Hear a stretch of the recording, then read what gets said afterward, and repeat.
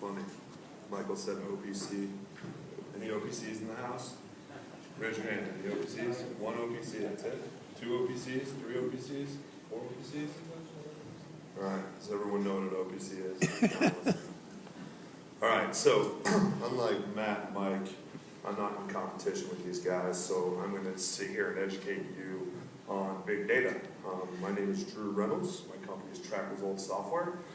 And in my 10 minutes, I hope to have a little fun with you guys. I hope you learn something, and I hope to educate you on analytics, the importance of analytics versus reporting, and how much money can be made from your data. Okay?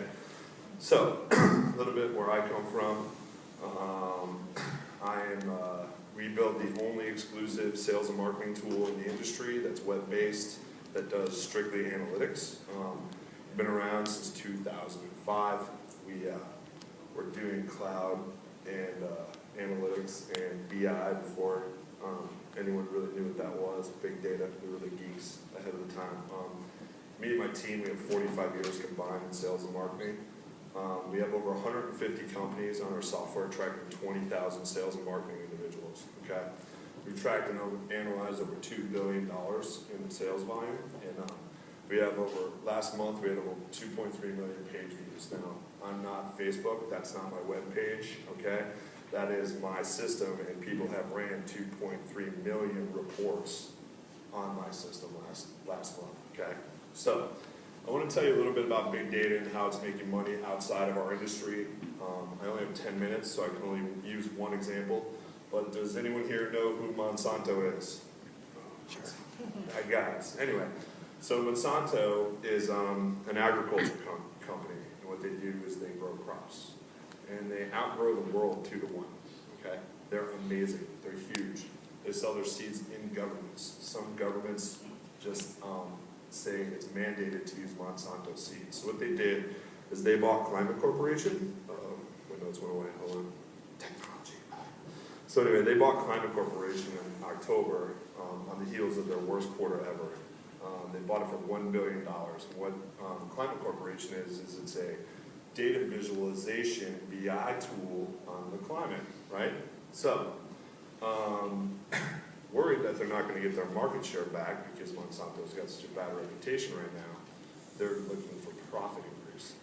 So by using BI, they're saying they're going to do $20 billion in profit increase. Now what's amazing about this is these guys are going to give farmers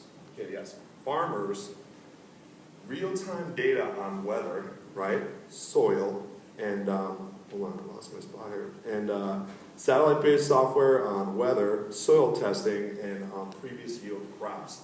So the farmers on their tractors can figure out the best place and best time to plant a crop. So ladies and gentlemen, can I hear it for your 2013 farmer?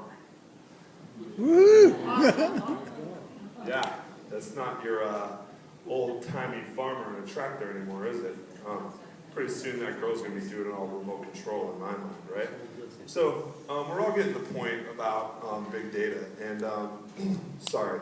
So as much as that's insane, imagine how hard it is to capture and analyze and predict weather patterns. And the point is companies are putting their money behind big data and making a difference in their business to make a difference in their business, no matter how hard the data is to find.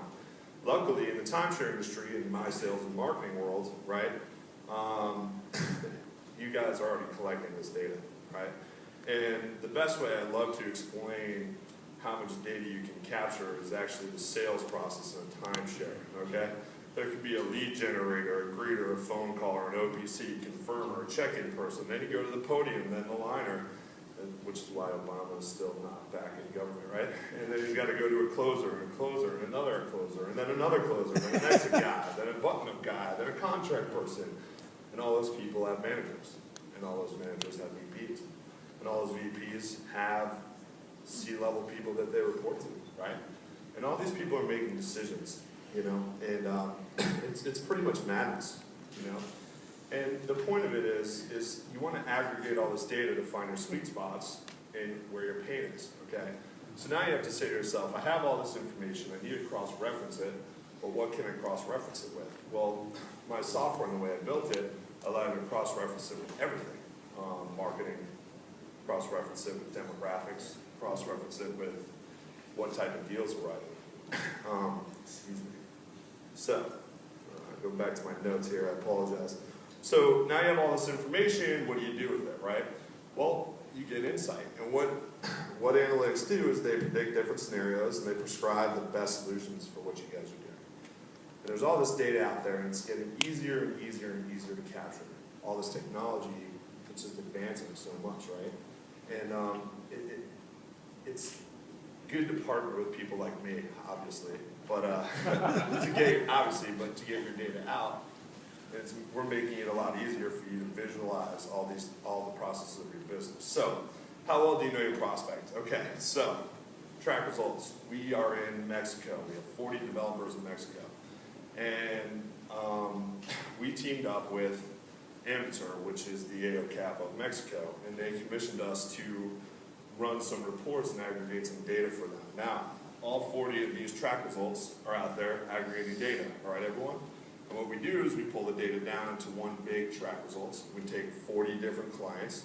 We don't take their client's name and phone numbers, but we take all their psychodemographics and demographics and predict some things. So, I want to pose a question. We found this amazing statistic out that was cracking us up. So, who wants to take a guess at by VPG, the #1 up for the west coast of Mexico? Anyone want to take a guess? Interactive. Come on, throw it out. Who would be the #1 buyer based on VPG? What's that? California people. Anyone want to guess at what kind of Cal? What? New York. New York. Anyone else want to take a guess? Mexico. Texas. Texas. All right. Married cohabs. Anyone want to guess on that? Married. Married couples, right? Married couples from Texas, New York, or California. Ladies and gentlemen, the #1 up is a cohabitating couple from Minnesota. And yes, that's a pet raccoon. Okay? So, it's very interesting when you put together big data. We had 18,000 tours on the west coast of Mexico that we did that were qualified tours, and we found this out that these are our best prospects. So, technology keeps shutting off my notes. Sorry, guys. So, good friend of ours, Jim Madrid. He was a speaker. He was the keynote speaker at GNEX back in Cancun. And he's a motivational speaker, and he talks about being 5% better, okay? And he says it takes a lot of time and discipline to become 5% better. And he says no matter how good you are, you should always be thinking on how to be 5% better. And I took that personally, and I really liked it. And I'm really making it my mantra this year to be 5% better. And, you know, you'd be surprised. Everyone here knows what your bottom line is, and imagine if you could add 5% to your bottom line, right? And if you just add the right technology and the right person, they could really add 5% to your bottom line. So, Malcolm Ford's quote here, you ready? It's much easier to gain 1% increase in 100 areas than to achieve 100% improvement, rather than doing one thing 100% better. So, I'm going to give you a real quick example of how 5% better can mean a lot. Ready? Ladies and gentlemen, everyone know who that is, right? Tiger. All right. So Tiger was ranked #1 in the world in 2007. And in 16 events, he shot 67.79 strokes per round. Okay? Everyone with me? This guy right here, anyone want to guess his name? Yeah, because you all know this guy. All right. His name is... Merritt. I'm sorry, I can't even read it. John Merritt. Yeah, see, I don't even know his name, and I'm using him as an example. He was 134 in the world in 16 events. He shot 71.18 per round. Everyone with me? So that means Tiger Woods, average stroke 67.79 per round. John Merritt, 71.18 per round. Difference, 3.39 per round. And want to guess the percentage, ironically? I love this crowd. Woo! Man, you are good. Big data geniuses in this room. So, Tiger Woods, 5% better, $10.8 million. Now, don't get me wrong, I'll take John Merritt $650,000 any day of the week to play 16 tournaments in golf. But my point is we all want to be Tiger Woods, right? That's what we want to be. And if you really start looking at your data and putting initiatives together about how to crunch it, what to look at, you could be 5% better and beat Tiger Woods. Come on, everyone. Let's beat Tiger Woods. Yeah! All right, thank you very much for your time today. And if you want to talk to me, I'll be around.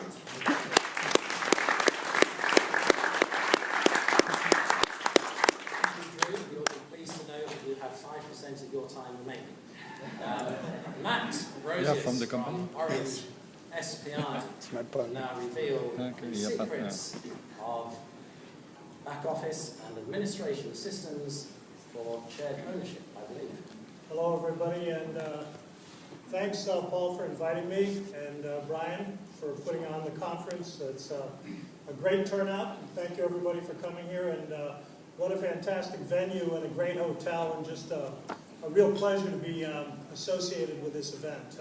A class event, congratulations. And excellent presentations by my fellow panelists.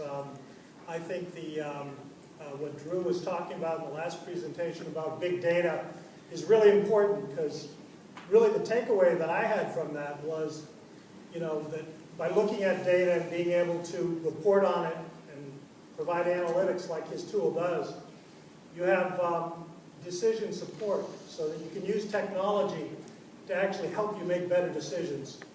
Because at the end of the day, that's